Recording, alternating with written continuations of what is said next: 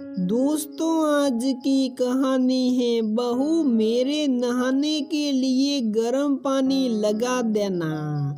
दोस्तों, कहानी शुरू करने से पहले अगर आपने हमारे चैनल को सब्सक्राइब नहीं किया है तो सब्सक्राइब कर लीजिए ताकि आपके पास पहुंचे हर नया वीडियो। मैं कल बाबूजी को गाँव लेने जा रहा हूँ। काफी देर सोचने के बाद विशाल ने फैसला सुना दिया।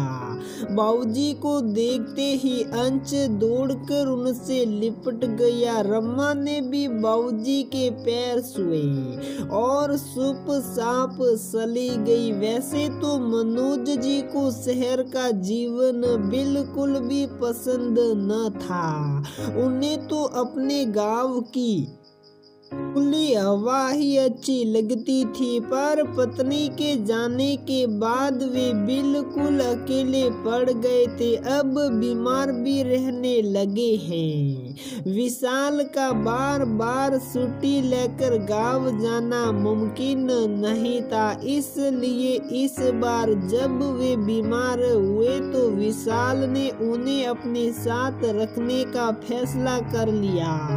कम से कम सामने रहेंगे तो मन को तसल्ली रहेगी, वरना गांव में तो देखने वाला भी कोई न है। यही सोचकर विशाल उन्हें अपने साथ शहर ले आया। उनके रहने के लिए बाजू वाला एक कमरा जो पहले किराए से दे रखा था वह खाली करा दिया गया, पर विशाल के इस फैसले से रम्मा खुश न थी। बाबूजी के आने से एक तो खर्चा भी बढ़ गया था, दूसरा किराएदार जाने से किराए के पैसे आना भी बंद हो गए थे।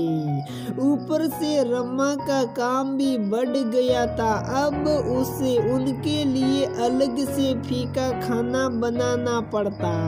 पहले तो अंश के स्कूल जाते ही कभी शॉपिंग तो कभी सहेलियों के साथ घूम फिर भी लेती थी, पर अब बाबूजी के कारण उसे घर में ही रहना पड़ता। बहू नहाने के लिए गर्म पानी लगा देना। अखबार पढ़ते हुए मनोज जी ने कहा, लो ऑर्डर शुरू हो गए इनके। मन ही मन बड़बड़ाते हुए रम्मा ने पानी लगा दिया। बाबूजी से बोल दो अभी तो ठंड भी शुरू न हुई है तो गर्म पानी से क्यों नहाना। अभी तो अंश भी नॉर्मल पानी से ही नहाता है। विशाल के घर आते ही रम्मा ने शिकायत शुरू कर दी। अरे तो क्या हो गया, बूढ़ा शरीर है, जरा में ठंड लग जाती है। विशाल ने समझाते हुए कहा, बिजली का बिल वो देंगे क्या, आजकल इनके लिए दिन भर टीवी पंखा चलता है, हमारे ही तो खर्चे पूरे नहीं होते, ऊपर से इनके खर्चे भी उठाओ। रम्मा ने झुंझलाते हुए गुस्से में कहा, मनोज जी अब स्वस्थ हो चले थे। पोते की मीठी मीठी बातें उनके मन को शीतल कर जाती। अंश को भी उनसे बहुत लगाव था। स्कूल से आते ही उनके साथ खेलना और कहानियां सुनना उसे बहुत अच्छा लगता। क्या बताऊं यार, जब से ये यहाँ आए हैं मेरी तो आज़ादी ही छीन गई है। दिन भर इनकी सेवा में चला जाता है, एक मिनट भी फुर्सत नहीं मिलती। रम्मा फोन पर अपनी सहेली से बोल रही थी, अरे तो इसमें परेशानी वाली क्या बात है, तुझे तो अच्छा ही है, बस जरूरत है काम निकलवाने की। मतलब ये कि अब तो तेरे ससुर ठीक भी हो गए हैं तो तू अपने घर के छोटे मोटे काम तो करवा ही सकती है, जैसे सुबह दूध लाना, शाम को सब्जी लाना, अंश को ट्यूशन छोड़ना और ले जाना, इन सब कामों से तो तू फ्री हो ही सकती है। अगले दिन ही विशाल के जाते ही रमा ने मनोज जी को दूध लेने भेज दिया। अंश को भी ट्यूशन लाने और ले जाने का काम अब मनोज जी का ही रहता। मनोज जी को भी अच्छा लगता, वैसे भी वे घर में बैठे बैठे बोर ही होते थे। अब घर से बाहर निकलने लगे तो उन्हें भी अच्छा लगने लगा। पर रमा ने तो बाहर का पूरा काम धीरे धीरे उन पर ही छोड़ दिया। चाहे बिजली पानी का बिल हो, चाहे सब्जी भाजी लाना हो, या कभी कुछ किराने से थोड़ा बहुत सामान लाना हो, सब काम मनोज जी ही देखने लगे। मनोज जी भी सब समझते थे, पर उनके कारण बेटे बहू की परेशानी न बढ़े इसलिए चुप ही रहते थे। पर रमा के शब्द कि बाबूजी के आने से खर्चा बढ़ गया है उनके कानों में पड़ ही जाते। एक दिन अंश ने ट्यूशन से लौटते हुए बातों बातों में बाबूजी से कहा, दादाजी आप 4 रोटी बराबर काम करते हो। अंश की बात सुनकर मनोज जी थोड़ा झेंप गए। उन्हें कुछ समझ न आया कि नन्हा अंश ये क्यों पूछ रहा है। हाँ बेटा, मैं 4 रोटी बराबर काम करता हूँ क्योंकि मैं बड़ा हूँ ना। पर तुम्हें ऐसा किसने कहा? मनोज जी ने बातें बनाते हुए कहा, माँ बोल रही थी फोन पर कि बाबूजी 4 रोटी खाते हैं, इसलिए अब मैं उतना काम भी करवाती हूँ उनसे। मासूम अंश के मुंह से ये शब्द सुन मनोज जी शून्य रह गए। शाम को भी उनसे खाना न खाया गया। वे चुपचाप रहे, अपने कमरे से बाहर भी न निकले। विशाल ने भी कई बार पूछा पर वे शांत ही रहे।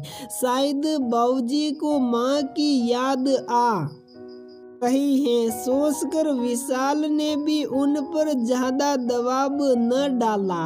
पर अगले दिन सब शौक पड़े। बाबूजी अपना वही पुराना झोला लिए गांव जाने को तैयार खड़े थे। क्या हुआ बाबूजी, आप सुबह सुबह कहाँ जाने को तैयार हो गए हैं? विशाल ने आश्चर्य भरे स्वर में कहा, बस बेटा अब मुझे वापस जाने दे, या मन नहीं लगता। वहाँ कम से कम यार दोस्तों और चाय की दुकान पर बुजुर्गों की सभा में दिन गुजर जाता है। क्या हुआ बाबूजी, क्या कोई मुझसे या रमा से कोई गलती हो गई? नम आंखों से विशाल ने उनका हाथ पकड़ते हुए कहा, अरे नहीं नहीं बेटा, तुम लोगों से कोई गलती नहीं हुई, पर अब मैं अपनी बसी हुई जिंदगी अपने लिए अपने तरीके से जीना चाहता हूँ। गांव में भले ही भौतिक सुख सुविधाएं न हो, पर जहाँ मैंने जीवन के 60 बरस बिता दिए, जहाँ तेरी माँ ने कोना कोना अपने हाथों से सजाया हो, मानसिक सुख सिर्फ और सिर्फ वही मिलता है। यहाँ आकर तुम सबके साथ जितना भी रहा वे पल अविस्मरणीय है। मेरी चिंता मत करना, अब मैं वहाँ जाकर बीमार नहीं पड़ूंगा। हंसते हुए मनोज जी ने कहा। रमा और विशाल बाबूजी को जाता हुआ देखते ही रह गए।